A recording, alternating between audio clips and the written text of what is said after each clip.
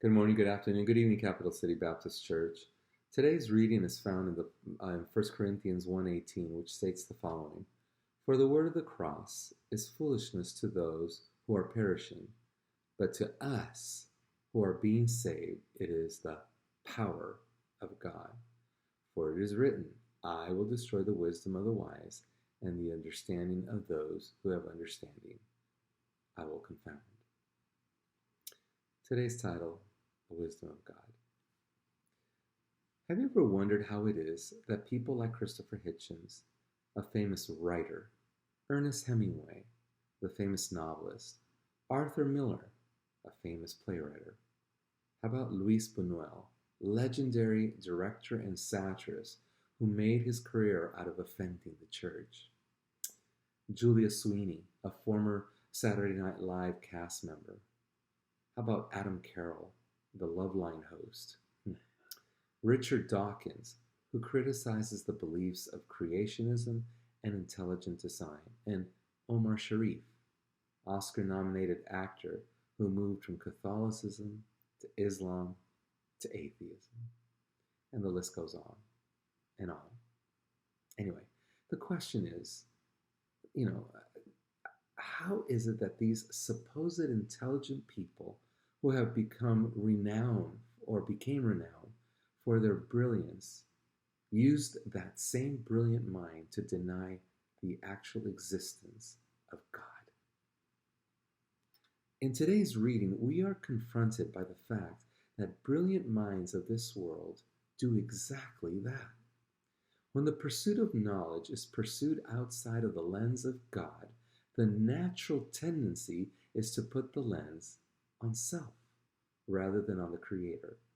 A botanist who sees the intelligent design of how plants work from the very seed that they start from, all the way to the plant that they become, without the lens of God, will fail to see the incredible intricacies that come up with, that made up that entire miracle, and instead will come up with absurd theories that all these things came into being out of nothing.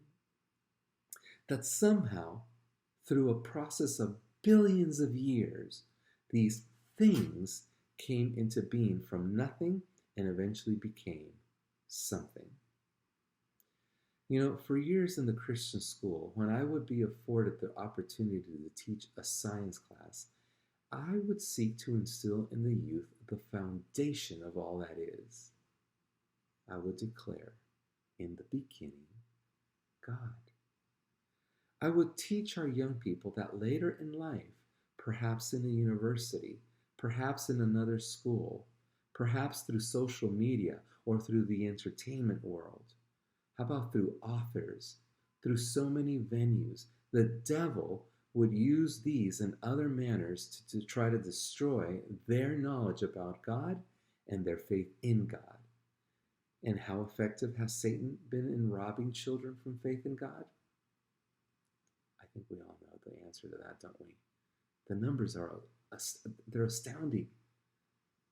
And this years ago, I still remember as if it were yesterday, that one of our teachers in this Christian school had a daughter in our school who not even 1 year after having graduated, and gone off to a secular college, declared that she no longer believed in God and she renounced her faith. Some might argue that she had no faith to begin with, and that might actually be true. But nevertheless, it is devastating to hear that a young person who was brought up in church, went to Christian school, came from Christian parents, still managed to fall through the cracks, or holes, if you will, and make such a declaration. What happened? Again, it boils down to the so-called wisdom of the wise, that when the lens is taken off of God, has the natural tendency to focus on self and thus come up with asinine theories that make no sense, but will continue to spew them like a dangerous spider web of epic proportions that even the authors of such webs cannot get themselves out of them. The denial of God is far more devastating than perhaps any of us may appreciate. To deny God is to deny the designer and creator of all that was, is, and ever shall be. The denial of God puts the accountability of man on himself, who because of sin is corrupt and void of a true moral compass that helps him distinguish between right and wrong. The denial of God is to put sinful man into the throne meant for God in our hearts and minds. You know, I've always wondered how it was that the Romans put up with despots such as Caligula, Nero, Commodus, and others to govern their lands and people. How about Germany with the infamous Hitler rather? How about Italy with the bloodthirsty Mussolini? Spain with Francisco Franco and others. And again, the list goes on. How did such evil get into the seat of government in these and other countries? Again, the tendency of the natural man is to look inward, not allowing for God to be the center focus.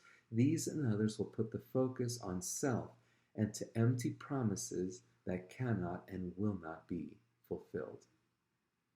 And has that tendency changed? It has not and cannot. So brilliant minds are still out there seeking to discredit the author of life and seeking to give credit to the author of lies instead. And what is worse is that these brilliant minds of our day, when missing the lens of God, seek to not only corrupt themselves with their absurd beliefs, but make every effort to discredit and rob us, especially our children, from our faith. So, what to do? Well, here it is. Acknowledge that there is a real battle going on for the hearts and minds of all, but especially the children. Stop respecting others' point of view and contend for the faith. To the youth in your home or family, declare openly and give testimony that God is. And finally, brothers and sisters, live your faith. Stop playing footsies with God, where you have one foot with God and one with the world. We do not have time to get comfortable with the world. We must contend for the faith. The hearts and minds of our youth are at stake. May I encourage you all, brothers and sisters, with Galatians 6:9 that states the following: let us not be weary in well-doing, for in due season we shall reap if we faint not. Rest will be in heaven. Rest can wait. Souls cannot. Brothers and sisters, be encouraged and strengthen yourselves in the Lord, and continue the fight we have been given as a mandate for the souls of men, starting with our own. May God bless you. Thank you for listening.